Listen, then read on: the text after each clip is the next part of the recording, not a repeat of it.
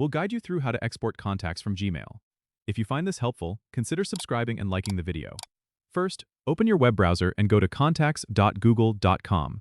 Make sure you're signed in with the Google account from which you want to export contacts. Once you're on the Google Contacts page, look to the left-hand side and find the menu. Click on Export. If you don't see it right away, you might need to click on More to reveal additional options. When you click Export, a window will pop up asking you to choose which contacts you want to export. You can select contacts to export all of them, or choose specific groups if you have them organized. Now, you need to choose the file format. For most purposes, you'll want to select the Google CSV format, which is compatible with other Google services and can be imported into many other email clients.